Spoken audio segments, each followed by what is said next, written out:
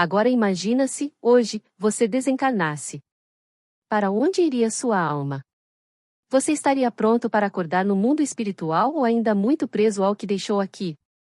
Antes de apresentar para você o que veremos nesse novo vídeo, venho te pedir para assinar nosso canal e fazer parte do grupo de pessoas que ajuda o canal e participa também do debate mensal sobre a doutrina espírita. Uma vez no mês nos encontraremos para estudar juntos essa maravilhosa luz de espiritualidade que temos disponível. Então, clique em Seja Membro e vem com a gente. Nesta palestra impactante, Jorge Larra nos convida a revisitar a colônia espiritual Nosso Lar, não como ficção, mas como um espelho do que estamos vivendo agora. Porque sim, a Terra está em convulsão. Guerras, doenças, desequilíbrios mentais, suicídios. E enquanto isso, no plano espiritual, equipes de resgate correm contra o tempo. Jorge revela que Nosso Lar não é apenas um romance. É uma advertência. É um chamado à consciência, à responsabilidade, à preparação espiritual que muitos ignoram. Quantos de nós estão vivendo como se nunca fossem partir? Esquecendo que o verdadeiro endereço da alma não é aqui. Se você sente que precisa despertar para algo maior, se você quer entender o que acontece depois da morte, e como isso já está sendo preparado agora, assista até o fim. Essa mensagem pode ser um divisor de águas na sua jornada espiritual.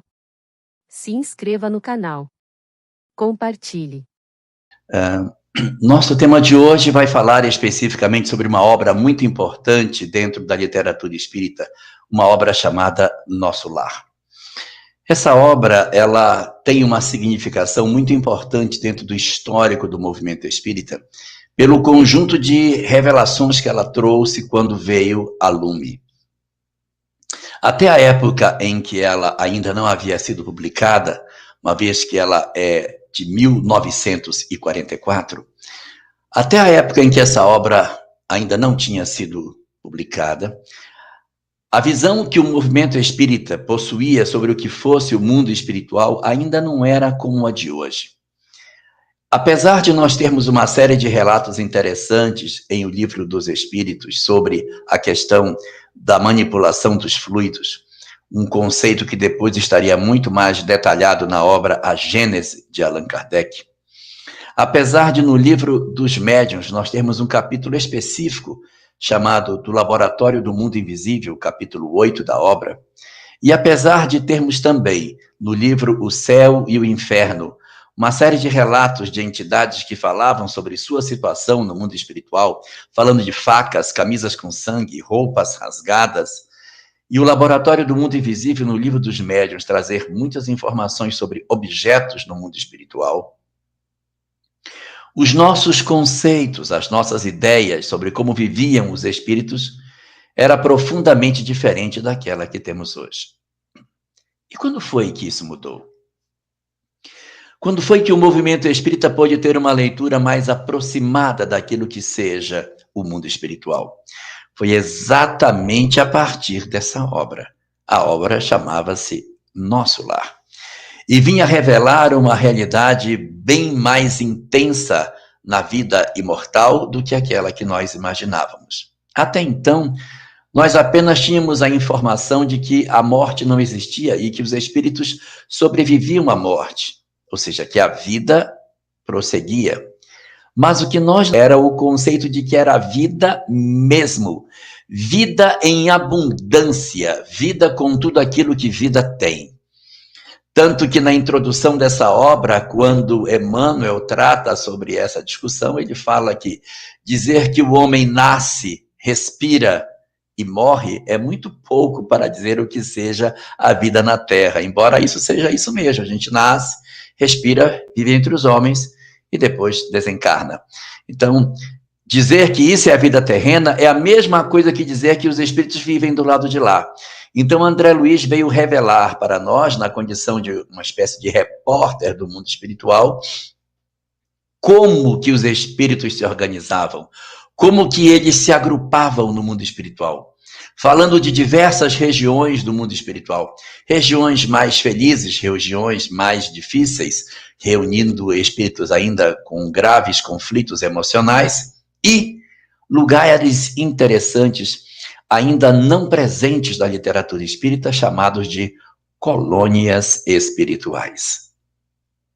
É nessa obra que o movimento espírita vai travar contato com a ideia de que os espíritos podem se organizar em comunidades, em grupamentos significativos de espíritos, e que nesses grupamentos eles conseguem ter uma vida como se fosse uma vida na Terra, com as expressões que as cidades daqui do lado de cá possuem, com suas funcionalidades, sua administração, suas regras, suas áreas de trabalho, seus processos de atendimento, seus serviços.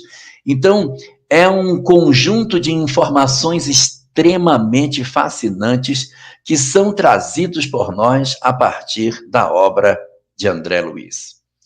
Essa notícia, quando chegou ao movimento espírita, foi como uma bomba, porque transformou muitos conceitos. Nós tivemos que rever muitas ideias a partir dali. E após a publicação dessa obra, André Luiz iria trazer várias outras obras na mesma esteira, completando assim a série chamada Série do Mundo Espiritual, em que ele apresenta outros livros detalhando ainda mais novas funcionalidades, novas atividades do mundo espiritual, trazendo para nós sempre revelações muito importantes sobre a ação dos espíritos sobre os homens, a influência dos espíritos sobre o mundo corporal e toda a dinâmica da vida, considerando o aspecto daquilo que se desenvolve no mundo espiritual. Depois de várias obras dele publicado, outros autores espirituais começaram também a trazer suas informações. Foi a vez de Frederico Finer trazer a obra Voltei, na qual ele se assina como Irmão Jacó. Depois, através da mediunidade de Divaldo Franco, tivemos a fantástica coleção de obras de Manuel Filomeno de Miranda, que segue um caminho muito semelhante ao pensamento de André Luiz, mas com uma vertente mais focada nos aspectos da análise do processo obsessivo, e não no modelo mais de repórter, como nós conseguimos observar na situação de André Luiz, nos revelando coisas novas. Além de trazermos para a discussão a obra de Manuel Filomeno, nós encontramos outros autores espirituais que trouxeram contribuições não na grandeza daquilo que Manuel Filomeno trouxe, mas temos também, através de Divaldo Franco, Otília Gonçalves, Lourival Cefali e tantos outros espíritos que vieram contar da vida no mundo espiritual depois da morte, para revelar a nós esse conjunto de informações tão interessantes que, de certa maneira, transformaram profundamente a forma do movimento espírita enxergar a vida no mundo espiritual. Só que essa obra, Nosso Lar, ela já tem 77 anos, ela não é mais uma obra recente, ela é uma obra que já tem mais de 50 anos. E aí vale a questão, não é? Teria esse livro ainda alguma coisa a nos ensinar? Depois de 77 anos, existe a possibilidade de que nessa mensagem a gente consiga traduzir alguma coisa para os nossos dias atuais? É possível para o espírito humano do século XXI poder ainda encontrar alguma coisa nessa obra que é do pós-guerra, não é nem do pós-guerra, é da época da guerra, porque ele é de 44, relatando uma experiência de aproximadamente 1942. Então, é um período muito longínquo do que nós estamos agora. É uma obra que tem praticamente 80 anos. Nesses 80 anos, o mundo mudou tanto, tanta coisa aconteceu. Será que dá para a gente ainda considerar que nós podemos retirar lições significativas desse ambiente que essa obra apresenta? É uma boa pergunta. Será que tem? Será que não tem? A resposta está no seguinte raciocínio. É verdade que a Terra mudou, sem dúvida nenhuma. Nós temos uma tecnologia hoje que em nada se compara à tecnologia da época que a obra foi produzida. Nossa sociedade possui conceitos e dinamismo profundamente diferente. Nós temos uma leitura de mundo hoje totalmente distinta, a internet integrando as pessoas, os computadores, ou seja, nós temos um banho de tecnologia nesses últimos 80 anos. Mas, ao mesmo tempo que existe esse crescimento grande do ponto de vista tecnológico, do ponto de vista moral, nós andamos muito pouco. Fizemos pouco progresso. A nossa sociedade como um todo andou pouco. É lógico que alguns elementos dentro dessa sociedade caminharam muito. Vários espíritos fizeram caminhadas excepcionais, tanto que, de repente, nem hoje estão mais na condição de serem espíritos típicos do planeta Terra, devido à grandeza daquilo que eles conseguiram fazer. Mas uma boa parte daqueles que ainda habitam o planeta, nesses últimos 80 anos, desenvolvemos muito mais o lado tecnológico, o lado intelectual, mas o lado moral continua muito atrofiado, com poucos progressos. Então, considerando que o homem, 80 anos depois, progrediu bem pouquinho do campo moral e muito no lado intelectual, nós, se pudermos observar dentro dessa literatura algumas informações que nos atendam ao campo moral, servem, porque essas informações estão, na verdade, falando para um homem daquela época que é muito parecido, se não idêntico, com o homem de agora. Se de Jesus para agora quase não há diferença no espírito humano, que dirá de 80 anos para agora? Então, é possível fazer uma leitura atenciosa dessa obra e observar dentro dela uma série de fenômenos bastante interessantes para o desenvolvimento do nosso eu do ponto de vista moral. E por isso, nós destacamos hoje 7 lições, 7 reflexões para o momento atual que nós vivemos, extraídos dessa obra Nosso Lar, para que a partir da leitura daquilo que a obra contém, nós consigamos entender e perceber a atualidade dessa mensagem, que apesar de ser uma mensagem de 80 anos, ainda é uma mensagem muito atual. Ora, se Jesus, com 2000 anos, ainda é extremamente atual, que dirá uma obra escrita há apenas 80 anos, considerando o pouquíssimo progresso intelectual que a humanidade fez nesse curto intervalo de tempo. Então, vamos aos pontos interessantes que a obra apresenta para que a gente possa fazer as nossas reflexões.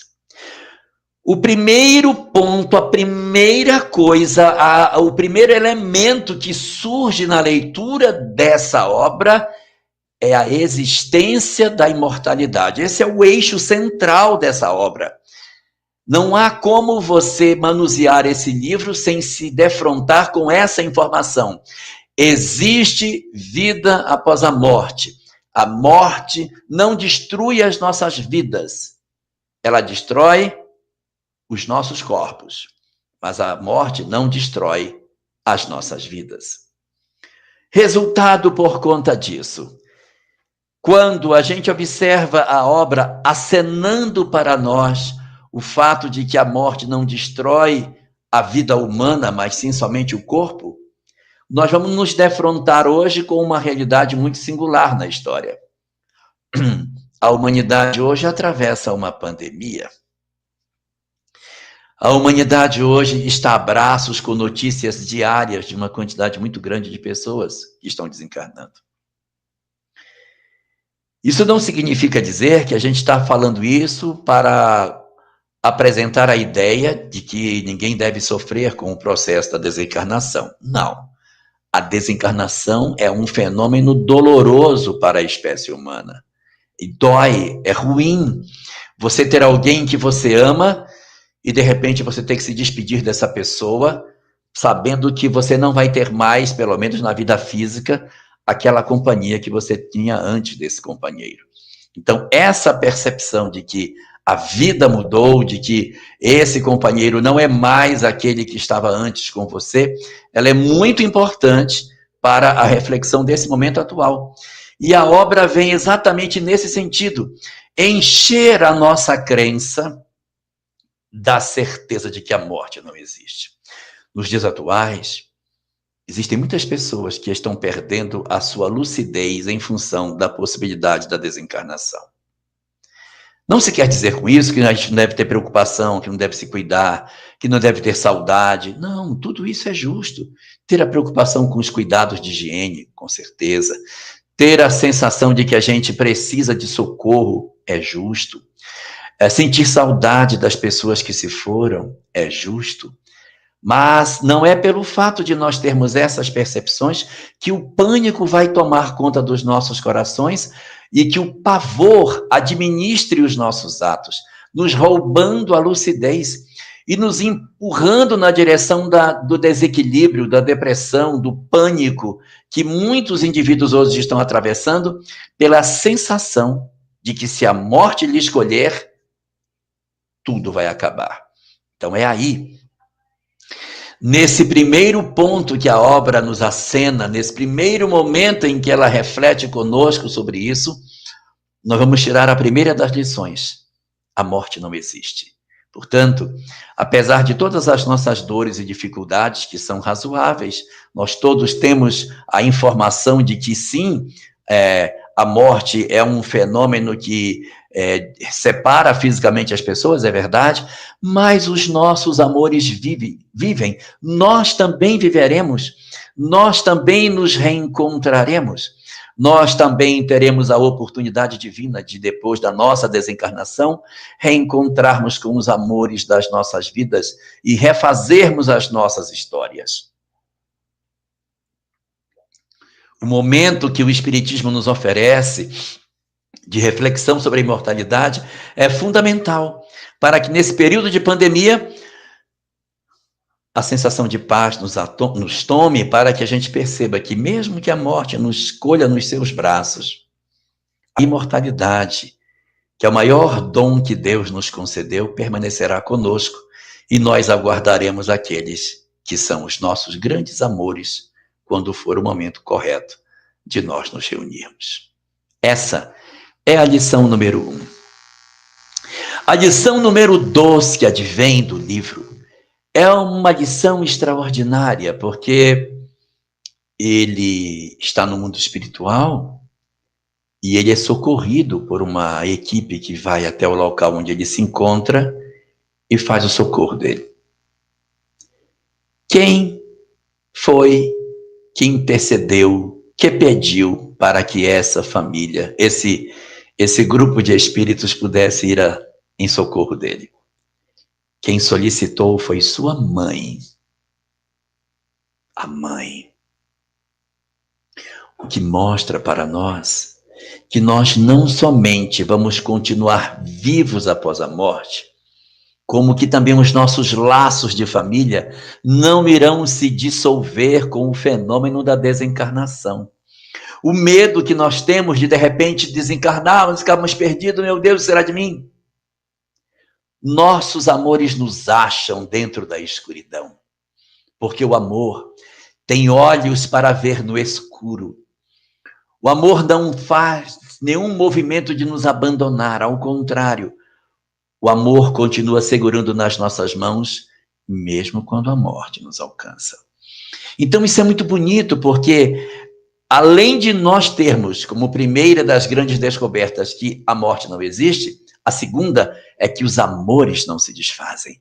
Nesses tempos de pandemia, em que tantas dores, tantos desesperos, tantas angústias acontecem, é muito importante que a gente perceba, poxa, então se isso é verdade, então eu vou sobreviver, vai. E além disso, nossas famílias permanecerão intactas.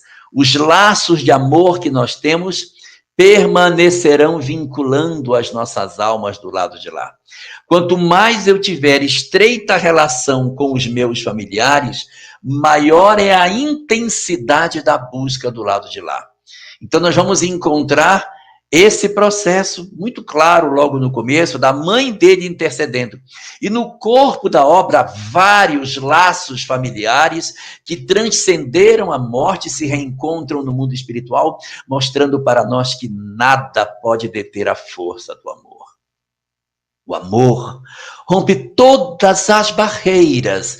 Por isso, nesses períodos de Covid, de angústia com a questão da desencarnação, não temamos o amanhã, porque nós iremos sobreviver e as nossas relações de amor continuarão intactas, porque o amor continuará vinculando os nossos corações com todos aqueles que constituem nossos laços de afeto. Essa é a segunda das lições que a gente tem. Então, temos uma terceira lição. Qual a terceira lição que a gente percebe na obra? A terceira lição que nós percebemos é a chamada misericórdia divina, que vai e nos colhe da escuridão para fazer a nossa possibilidade de ascensão espiritual. A obra inteira é um tratado sobre a misericórdia de Deus, sobre a mobilização que acontece no mundo espiritual em socorro dos que padecem. Isso é muito importante, porque não há indiferença de Deus com a dor de seus filhos. Mesmo que nós tenhamos tropeçado, feito uma série de dificuldades, de problemas, de erros durante a nossa existência, nem assim nós seremos abandonados por Deus. Não existe nenhum ato que o ser humano possa fazer que Deus vire as costas para ele. Pode ser que nós tomemos alguma atitude infeliz e que essa atitude infeliz dificulte a nossa adequação no mundo espiritual, que a gente sofra no mundo espiritual, passe um período num local ruim, que exista em nós angústia. Isso tudo pode acontecer. Pode acontecer. Mas esses períodos de sofrimento, eles terminam.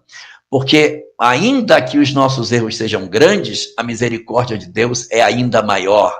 O amor que Deus tem pelas suas criaturas é muito maior do que tudo isso. E se a gente tiver erros desse tamanho, Deus tem esse tanto de misericórdia para nos recolher. É lógico que não dá para fechar os olhos para os erros humanos, mas é preciso que o espírito perceba que está errado. Quando nós acenamos com a menor possibilidade de socorro, a misericórdia vai lá, captura o indivíduo e traz para o processo de atendimento espiritual.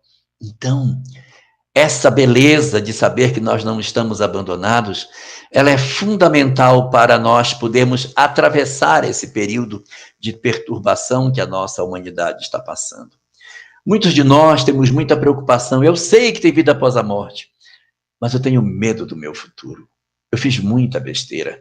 Eu tropecei em muitas pedras, muitas vezes, e eu tenho muitas culpas dentro de mim. Eu quero me aliviar das culpas que eu trago, porque eu sei que o que eu fiz não tem perdão. O pior é que tem. Claro que tem. Não existe culpa do ser humano que não tenha em contrapartida uma ação misericordiosa de Deus que, após a pena que nós mesmos imputamos para nós próprios, a espiritualidade vai lá e, agindo em nome de Deus, socorre as criaturas para o trabalho de ascensão espiritual. Ou seja, Deus socorre a criatura pela própria criatura. Então, a primeira das nossas grandes descobertas, a vida imortal. A segunda, os laços de amor não se dissolvem com a morte. A terceira, a misericórdia de Deus, o socorro divino que assiste a todas as suas criaturas, oferecendo a todas, sem exceção, a chance e a possibilidade de se tornarem espíritos superiores, porque isso é um determinismo divino. Mais cedo ou mais tarde, todos, sem exceção, nos tornaremos espíritos felizes. Então, essa ação espiritual, ela está o tempo todo se mobilizando, porque nós não fugiremos desse determinismo de Deus, que é de sermos espíritos felizes e resolvidos. E a quarta das lições que a gente observa nesse texto? A quarta lição que o livro nos oferece é uma notícia bastante interessante, porque a nossa tendência é nós acharmos que a vida, na verdade, no mundo espiritual é muito diferente daqui, que nós vamos ficar lá em ociosidade, que uns vão ficar sofrendo, outros vão ficar na ociosidade. Não. O que mais surpreende com relação à vida no mundo espiritual é a intensidade do trabalho, o quanto eles trabalham. É lógico. Eles trabalham em quê? No socorro dos que estão caídos. Essa é que é a beleza. Os que estão em melhores condições, os que estão em condições de maior equilíbrio, se organizam em colônias, como a Nosso Lar, que é a colônia base do livro, se organizam nessas colônias para prestar socorro aos que padecem. Mas a troco de quê? O que eles ganham com isso? Paz de espírito, a sensação de estar fazendo o seu dever, a sensação de terem a consciência limpa de que estão esforçando-se naquilo que são capazes de fazer para atender o processo de socorro dos que mais padecem. Então, o trabalho que acontece no mundo espiritual é muito intenso, é muito forte, trabalhos em diversas frentes, na ida nas regiões mais escuras para buscar as pessoas que estão perdidas dentro das trevas, do umbral, o movimento que os espíritos fazem após esse recolhimento de atender um processo de enfermagem daqueles que estão ali se recuperando, os locais de ensino, de estudo, de arte. Então, existem inúmeras atividades desenvolvidas dentro da colônia, ocupando os espíritos e inspirando todos eles para que se desenvolvam nas suas potencialidades, tanto intelectuais como morais, e assim consigam ser muito mais efetivos nas suas reflexões. Então, não é somente uma discussão voltada para o trabalho lá no mundo espiritual. Por dentro da discussão do trabalho no mundo espiritual, existem também as reflexões sobre o trabalho no mundo corporal. Quantas reflexões nós tiramos do trabalho corporal assistindo a obra? Uma reflexão para nós, que às vezes não damos valor para o trabalho profissional que recebemos. Às vezes temos um emprego, não nos dedicamos a ele, somos pessoas subprodutivas, que vamos para o trabalho, criamos intriga, enganamos as pessoas, trapaceamos, fazendo do nosso trabalho um elemento de perda das nossas possibilidades. No caso de André Luiz específico, a obra fala que ele clinicou durante 15 anos, mas ele não fez as coisas com o amor que deveria fazer. E ele vai destacar a importância das coisas do lado de cá serem feitas com amor. Então, quando você tem uma professora que se dedica ao trabalho que ela faz, entregando-se ao trabalho de atendimento e de ensino dessas crianças que estão sob sua responsabilidade, ela possui um mérito maravilhoso diante da lei de Deus. E esse exercício a gente faz do lado de cá. Não dá para dizer assim, não, do lado de cá eu sou preguiçoso, eu sou displicente, eu nem gosto do meu trabalho, não gosto de trabalhar, mas no mundo espiritual, quando eu for, nossa, vou trabalhar demais, vou ser super operoso. Não dá. Ou você desenvolve a operosidade do lado de cá, ou você se torna alguém intenso na compreensão das oportunidades que a vida lhe confere, ou você vai ter dificuldade, quando chegar no mundo espiritual, de se adaptar em uma realidade onde ninguém fica parado. As pessoas são chamadas ao trabalho e são envolvidas na tarefa e elas precisam se entregar ao trabalho de socorro ao semelhante. Então, a responsabilidade do homem diante da vida, com relação às suas ocupações, com relação ao seu trabalho, com relação às suas responsabilidades, elas ficam muito bem evidenciadas, chamando a atenção para nós desse momento que estamos vivendo. Um momento no qual as pessoas, muitas vezes, têm a sensação de que elas não têm que se dedicar ao trabalho. Que elas têm, eu estou muito bem, não preciso me dedicar. Não funciona desse jeito. Nós temos que devolver à sociedade aquilo que ela está investindo em nós. Então, da mesma maneira que todo aquele que trabalha merece receber, todo aquele que recebe deve trabalhar. Isso está no livro Conduta Cristã, Conduta Espírita. Então, nessa hora, quando a gente observa a obra, nós destacamos aí 4 lições para nós. Vida espiritual, para que a gente não tenha medo da Covid em demasia, para que não se desequilibre. 2, laços espirituais não se rompem, para que a gente tenha certeza de que, se transferindo, nossos amores nos receberão. Às vezes um avô, um bisavô, um tio, um padrinho, madrinha, uma pessoa que a gente nem lembra, mas que está ligada à nossa história espiritual, fará a nossa recepção do lado de lá. Nós não estamos órfãos nesse processo. 3, a misericórdia de Deus, o socorro promovido pelos Espíritos, o socorro de Deus através da mão dos Espíritos. Lição número 4. A nossa reflexão sobre a necessidade de nós valorizarmos o trabalho. Tanto o trabalho do lado de cá, como a operosidade que temos que ter do lado de lá, em função do constante chamamento do homem, chamamento da lei para que o homem assuma os seus compromissos diante da vida. Essa é a lição número 4.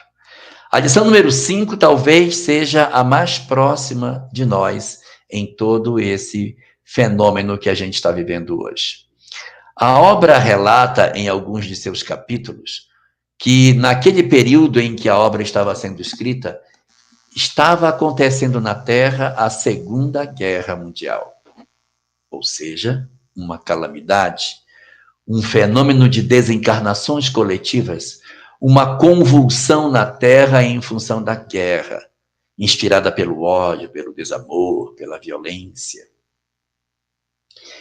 E mostra toda a mobilização ocorrida no mundo espiritual, acentuadamente mais intensa em virtude das desencarnações coletivas da guerra. A gente toma essa lição da guerra e transpõe para o nosso momento atual com relação à pandemia, em que a gente vai ver que nós estamos novamente, 80 anos depois, vivendo um drama semelhante, ou seja, nós estamos vivendo uma pandemia, uma desencarnação em massa de uma série de pessoas, que nesse momento já ultrapassou 3 milhões de óbitos em todo o planeta. E é interessante observar que nós estamos em 2021, e exatamente há um século atrás, no período de 1918 a 1920, nós vimos uma outra pandemia, só que bem mais grave do que essa. Essa tem uma intensidade, a outra foi 44 vezes mais grave do que essa. E aí, nos livros espíritas, a gente vai sempre observar uma mobilização muito forte dos espíritos em tempos em que as desencarnações se acentuam. No caso da obra Nosso Lar, a fotografia é batida no período da Segunda Guerra Mundial. Então, nota-se a mobilização dos espíritos em socorro aos soldados nos campos de batalha. E, ao mesmo tempo, hoje, no momento em que nós estamos vivendo, há uma efervescência no mundo espiritual de socorro a todos aqueles que estão desencarnando. Há, segundo a obra Nos Rumos do Mundo de Libertação, Nos Rumos de um Mundo de Regeneração, de Manuel Filomeno por Divaldo, existe lá muitas informações sobre as equipes socorristas que estão vindo para o planeta em função da pandemia. Quem eles socorrem? Socorrem os desencarnados, socorrem os internados, socorrem os profissionais de saúde, socorrem os familiares, socorrem os governantes do planeta. Equipes distintas estão trabalhando na Terra para manter o equilíbrio da nossa sociedade e facilitar com que mais rapidamente esse fenômeno se dê. Entre os profissionais de saúde, entenda-se também os pesquisadores, os cientistas, que estão em busca de algum remédio, alguma vacina, alguma coisa para minorar o sofrimento da humanidade.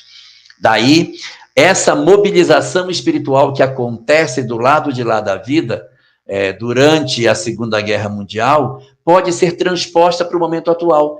Então, quando a gente lê a obra, a gente vê o seguinte: nossa, uma quantidade enorme de espíritos socorristas estão trabalhando no mundo espiritual Exatamente por quê? Porque aumentou a quantidade de desencarnação. Então, aumenta a quantidade de espíritos para acolher esses espíritos.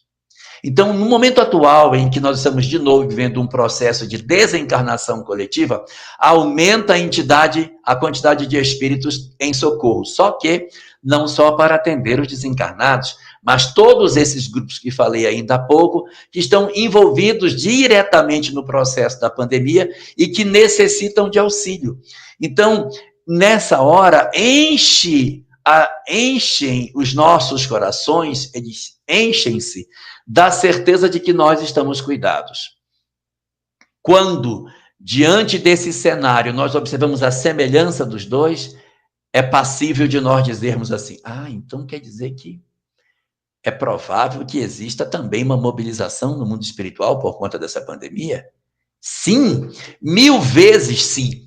A obra de Manuel Filomeno, a última, nos rumos do mundo de regeneração, é exatamente focada nesse aspecto, na intensidade da mobilização dos espíritos, no sentido de socorrer a humanidade. Então, é novamente a história de nosso lar, que era na guerra, refletida agora na pandemia.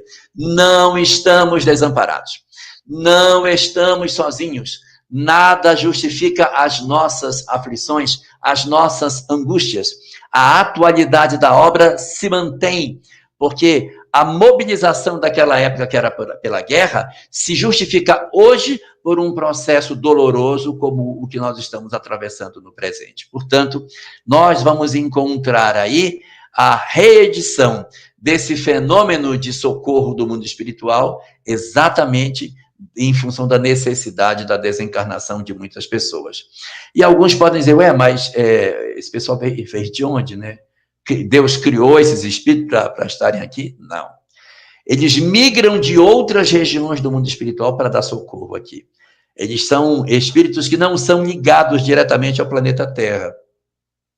Mas, em função da necessidade de intensificar a proteção espiritual, uma quantidade enorme de espíritos se mobilizou de outros lugares para virem à Terra neste momento para realizar o trabalho de socorro. Segundo aquilo que está disposto em O Livro dos Espíritos, na questão 176, os mundos são solidários entre si. Eles possuem uma relação estreita e quando um precisa do outro, levas de espíritos benfeitores se deslocam de um planeta para o outro para promover o processo de atendimento. Neste momento particular, o clamor da terra foi ouvido nos céus. E os espíritos, então, se deslocam de diversas partes do planeta para virem até nós, para, sob o comando do Cristo, realizarem o trabalho de socorro nas várias frentes que precisam ser feitas, diminuindo, portanto, em nós a preocupação que nós possamos ter sobre o desamparo, a desassistência, a miséria que podemos estar vivendo do ponto de vista espiritual. Não. O mundo espiritual se mobiliza. Observe, pare e veja o quanto de espiritualidade está sendo sacudida a nossa humanidade nesse momento. Como nós estamos orando mais, procurando mais a Deus, como nós estamos mais dispostos a um processo de conexão com o divino.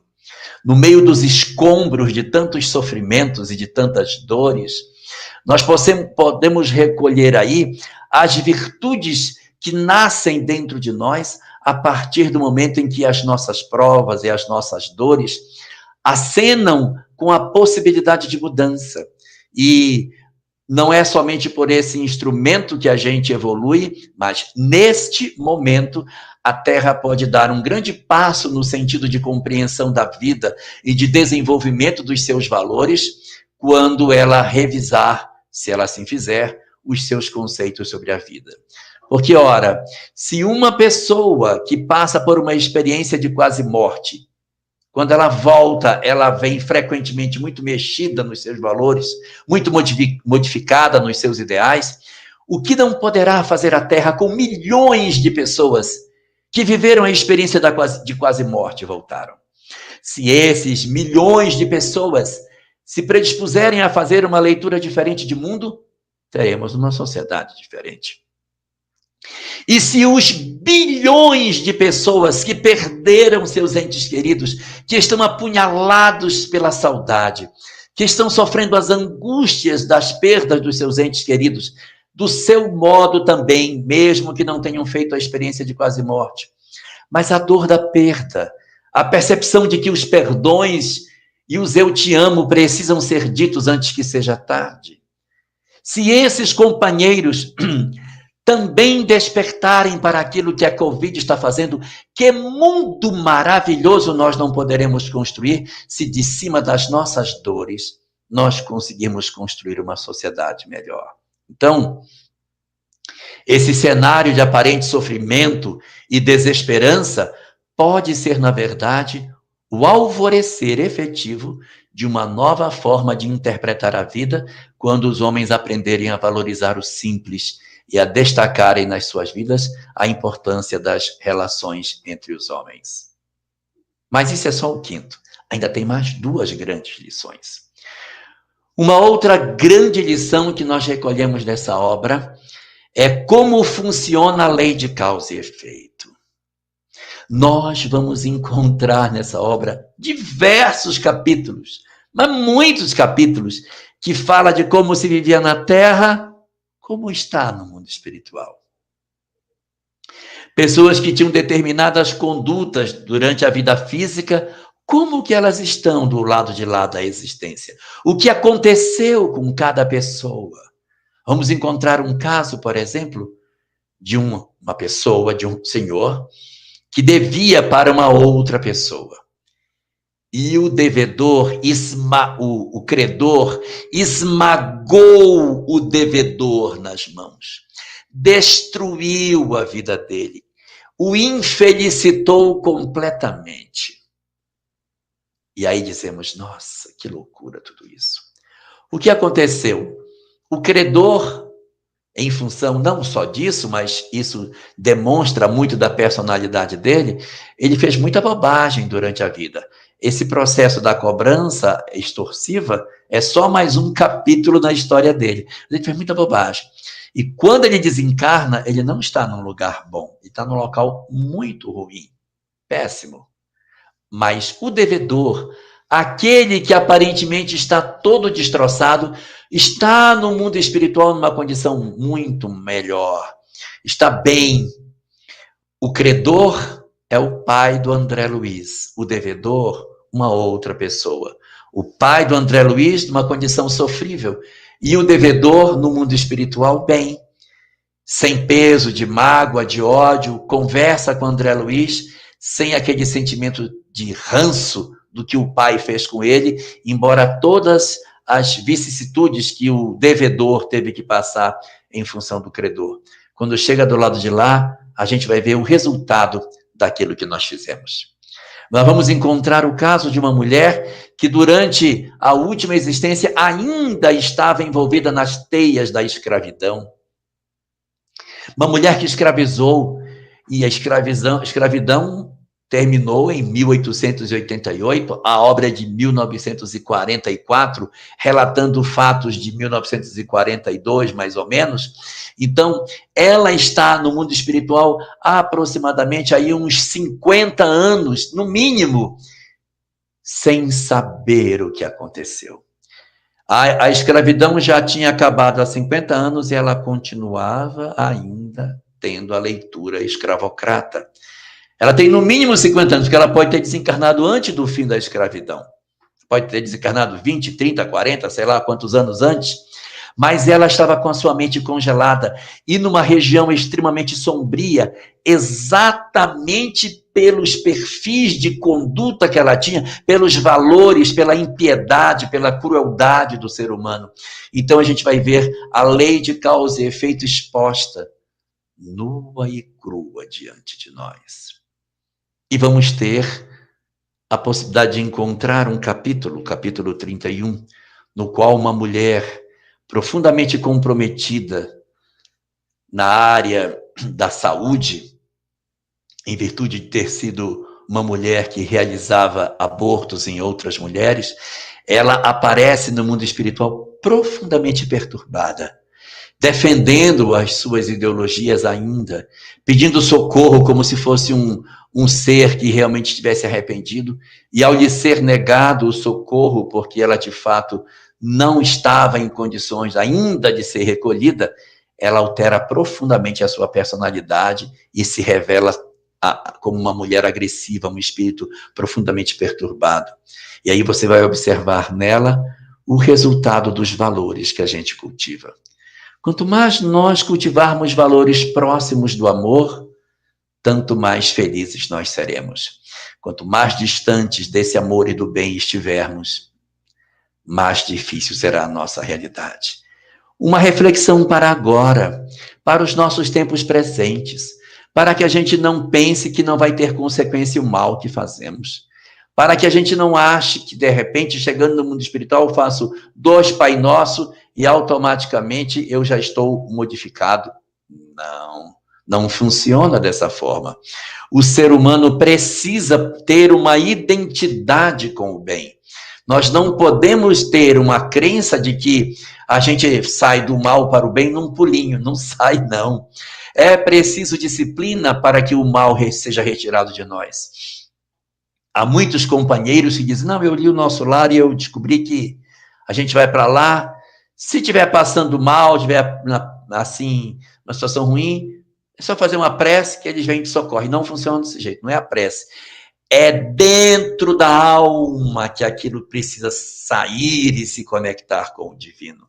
Não dá para ser diferente. Então, dentro dessa ótica, a lei de causa e efeito apresentada ali é um chamamento para o momento presente que nós estamos vivendo, para que a gente desperte de tudo isso e não faça a bobagem de achar que evolução é uma coisa instantânea. Não se faz evolução instantaneamente.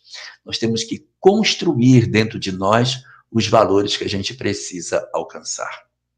E como última lição que a obra nos oferece, está a ressignificação dos nossos laços familiares. André Luiz se transfere para o mundo espiritual, passa 8 anos numa situação bastante difícil no mundo espiritual, depois é recolhido, passa mais 1 ano na colônia se recuperando de todas as questões, até que visita o seu lar na Terra pela primeira vez, depois de 1 ano lá. Quando ele faz essa visita, ele vai descobrir que ele ainda não havia mudado os seus sentimentos. Ele ainda queria ver a esposa como se fosse sua esposa. Ele ainda queria ver as filhas como se fossem suas filhas. Mas agora era tempo de novos conceitos, de novas visões de vida. Nós continuaremos amando, sim, mas nós temos que perder o sentimento de posse. Um sentimento de posse que às vezes está do lado de lá para o lado de cá, e às vezes está do lado de cá para o lado de lá. Nós queremos que os nossos familiares que desencarnam continuem sendo tão presentes no lar como eram antes da sua desencarnação. Não dá. Desencarnou, naturalmente ele é chamado para novos compromissos. E a gente sente saudade, é lógico. Ah, como eu gostaria que meu pai, meu irmão, meu filho, minha esposa, meu esposo estivesse comigo como estava antes, mas ele não pode. Não é da lei que seja assim. Nós vamos aprender com aquilo que a obra nos ensina, que a partir do momento em que a desencarnação se estabelece, nós temos que iniciar um mecanismo de amar, mas de maneira diferente. Amar sem posse, amar sem prender, aceitar que o outro nos ama, mas que ele tem novos caminhos a percorrer. Esse exercício você vai observar no capítulo 49 e 50, são os 2 últimos da obra. André Luiz se debatendo com o homem velho e o homem novo, tentando restabelecer dentro de si os verdadeiros sentimentos que ele precisa ter para lidar com a nova realidade espiritual na qual ele se encontra. E é só no 2º livro da série, Os Mensageiros, no capítulo 1, que você vai encontrar André Luiz fazendo a reflexão tão extraordinária, dizendo, agora sim eu consegui. Eu os visito, mas como irmão. Não vou mais como marido e como pai. Eu lhes cuido como irmão, não como se eu fosse o dono da casa. Ele vai falar no primeiro capítulo do livro segundo, depois do Nosso Lar, Os Mensageiros, toda essa ressignificação que ele aprendeu com os laços de família, aprendendo a amar sem ser cativo ou sem cativar os outros. Então, não é nem quem desencarnou querer que fique cativa a pessoa, como nós também temos que aceitar que o familiar tem direito a uma nova história, tem direito a um novo cenário dentro da sua possibilidade de evolução.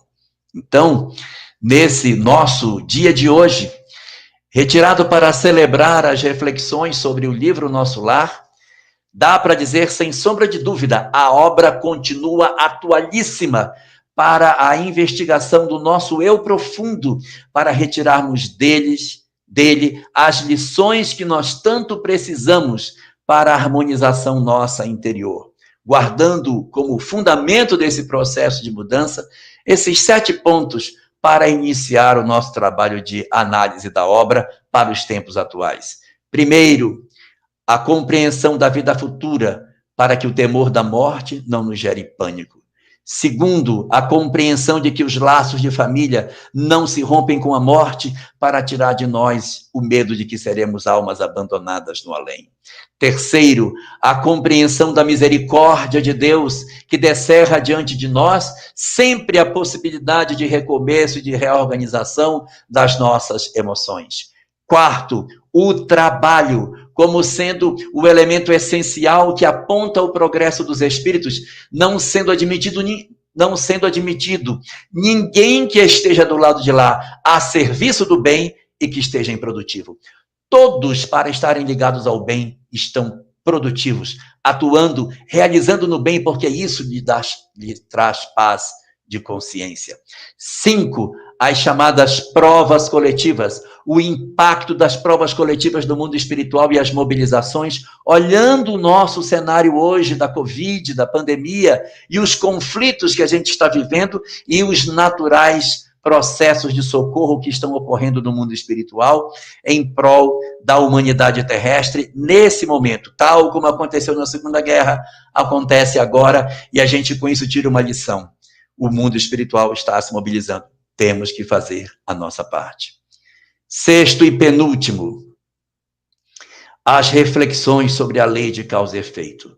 A compreensão de que o que se faz aqui, como diz o personagem Máximos do filme O Gladiador, o que fazemos aqui ecoa na eternidade. Então vai ecoar do lado de lá os equívocos e os acertos que nós fazemos aqui. E vamos nos defrontar com várias histórias do outro lado da vida, felizes ou infelizes, mas que demonstram a necessidade da observância do bem para que a gente consiga alcançar êxito na vida espiritual. E como último de todos esses pontos, a necessidade de nós redefinirmos nas nossas almas o papel que os nossos entes queridos desencarnados ocupam após a desencarnação, não exigindo deles a permanência absoluta em nossos lares, como eles também, do lado de lá, irão se reprogramar no sentido de não exigirem dos que ficaram do lado de cá as mesmas relações afetivas que tinham no ontem. Após a desencarnação, os laços continuam, mas os laços essenciais são os laços do amor universal, da percepção que somos todos irmãos, porque Deus, esse sim, é que é o nosso único Pai. Parabéns, portanto, a toda a mobilização que o mundo espiritual fez para trazer a nós essa obra magistral que é o Nosso Lar, que até hoje, quase 80 anos depois de sua publicação, ainda possui muitas e muitas lições para que a gente aproveite nesses nossos tempos para fazer um aproveitamento muito melhor das encarnações que nós possuímos. Então, desejo a todos nós que aproveitemos essas leituras e retiremos todas as gemas preciosas que as obras espíritas possuem para nos orientar desde agora a como viver aqui para ser mais feliz do lado de lá. Agora você já entendeu. Nosso lar não é apenas um destino. É uma construção que começa aqui e agora. Jorge Larra nos fez enxergar que a vida continua, e que o modo como vivemos cada dia determina o tipo de amparo, ou de solidão, que encontraremos do outro lado. Ele nos mostrou que o mundo espiritual não é feito de mágica. É feito de mérito, de consciência limpa, de ações concretas. E mais, que os desafios de hoje, as dores, as perdas, os colapsos, já estavam previstos. E que nosso lar, como colônia espiritual, vem tentando nos preparar há décadas. Mas muitos de nós não ouviram o chamado. Ou adiaram. Ou fugiram da responsabilidade espiritual que aceitaram antes de nascer. Agora é hora de mudar. Não pela culpa, mas pela urgência. Você está disposto a ser um verdadeiro cidadão do mundo espiritual? Está disposto a viver na Terra, como quem já prepara o céu? Então começa hoje. Com pequenas atitudes. Com escolhas conscientes. Com coragem para enfrentar a própria sombra. Compartilhe essa mensagem com alguém que você ama. E comenta aqui. Qual foi a lição mais forte que ficou para você? Vamos crescer juntos. Seja membro do canal também, e tenha acesso a vídeos exclusivos e a nossa reunião mensal de debate sobre temas da doutrina espírita.